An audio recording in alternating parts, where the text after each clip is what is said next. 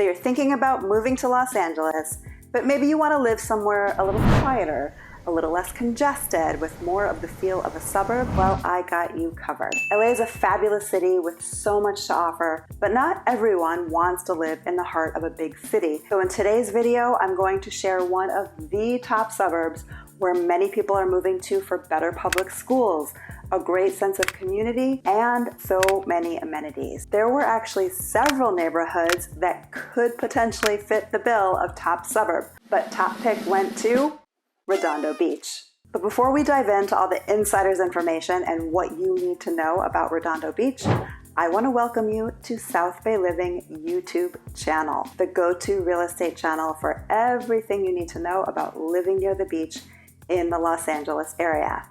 I'm Shira Adatto, your local realtor, and I help you transition from one home to the next seamlessly and for the best price, whether you're buying or selling. So definitely hit that red subscribe button below if you want to stay in the know, and please give the video a like if you find this information helpful. So let's get into the city of Redondo Beach. Redondo Beach is a coastal suburb in the greater Los Angeles area. It's where the salty sea air meets sun and sand and community. The beach lifestyle makes the relatively short commute to downtown LA totally worth it. Now, it's one of 3 coastal cities in the Santa Monica Bay, and it's just 6.8 miles from the Los Angeles airport and 18 miles from downtown LA. Now, back in 1877, Redondo Beach was named the Gem of the Continent by the Los Angeles Daily Herald. It has a population of just under 68,000. There are 2 main areas in Redondo.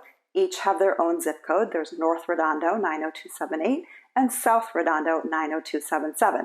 The dividing line is found at 190th Street, which is also called Anita as it gets further west. Now, South Redondo is coast adjacent. It's about 1.5 miles of beachfront. Its neighbors are Torrance to the east and Palos Verdes Peninsula to the south. North Redondo has no beachfront property, but has Manhattan Beach and Hermosa Beach directly to its west, and it's just a 5-minute drive to those beaches and their downtown areas. North Redondo has convenient access to the 405 freeway, but if you live in South Redondo, you're going to have a little longer drive to access the freeway. For that reason, many commuters end up taking Pacific Coast Highway, also known as the 1, to get north, but that does have a lot of traffic lights and can take longer during heavy commute times. If I had to summarize the main difference between the two, I'd say South Redondo is a more relaxed coastal location with more of a beach town vibe and great walkability, while North Redondo is a little more densely populated, featuring engineering and aerospace firms, so a little more of an industrial vibe.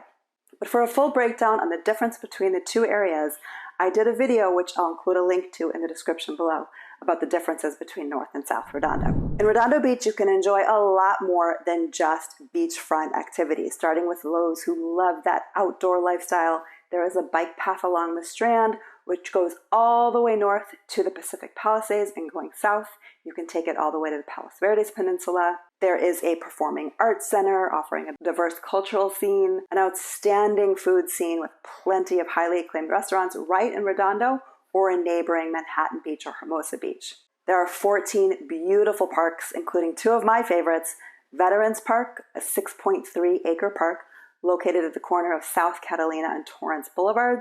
It's got a fabulous play area, a grassy area to sit with plenty of trees for shade, but the real reason to come to this park is for the breathtaking views and to enjoy those cool ocean breezes. And there's also a really great farmers market there every Thursday. Wilderness Park is in South Redondo. It's a little different in that it's not a typical playground park.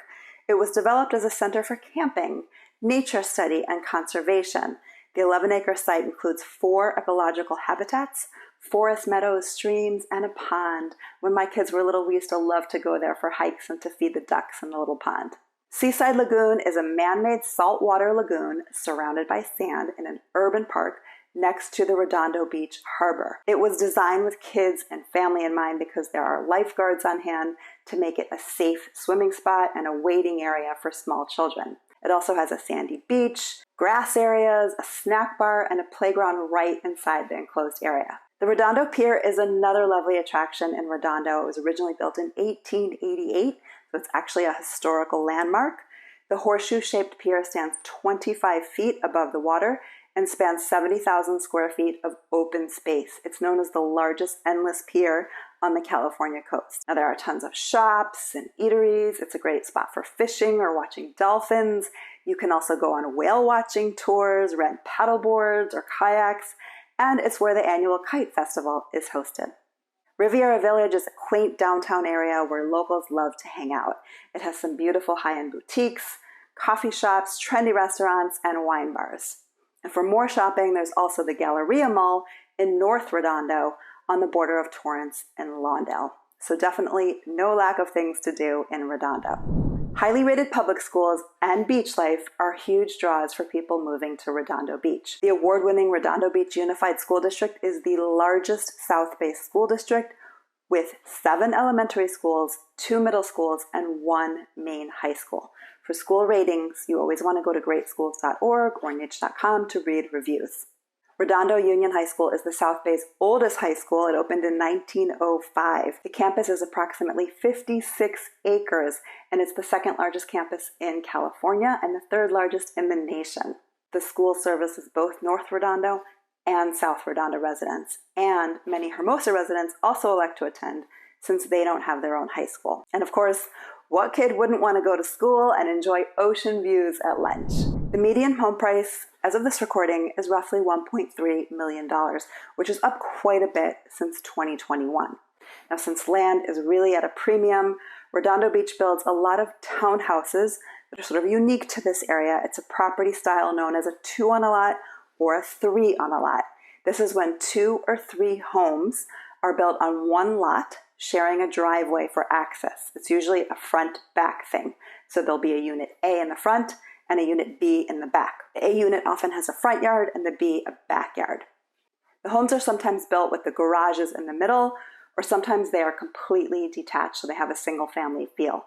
Now, depending on the layout, they will really vary in price, but even though they share a lot, they're a great way to get into this neighborhood and get more for your money because they share land, but usually they have a single family kind of feel. Now, the closer you get to the beach, or if you have an ocean view or a true single family on a private lot, the prices are going to go way up unless you're in a condominium.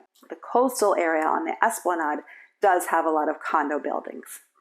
So let's take a look at a few homes that are currently on the market in Redondo so you can get a sense of the properties. Do keep in mind that the inventory and pricing is constantly changing. So depending on when you're watching this, these are likely no longer on the market and pricing does change. 605 North Lucia number B is a beautiful freestanding townhome in South Redondo featuring 4 bedrooms and ocean views from the rooftop deck and is listed at $1,749,000. 1613 Stanford is a contemporary tall and skinny style family home in the Golden Hills area, featuring 3 bedrooms and listed at $1,999,000. And on the lower end of things is an attached townhouse in North Redondo, 2604 Ruland, listed at $1,179,000. Obviously, like I said, the landscape is constantly changing, so for current listings or listings more customized to what you're looking for, or to receive access to off-market properties, you can email me at homesbyshira@gmail.com.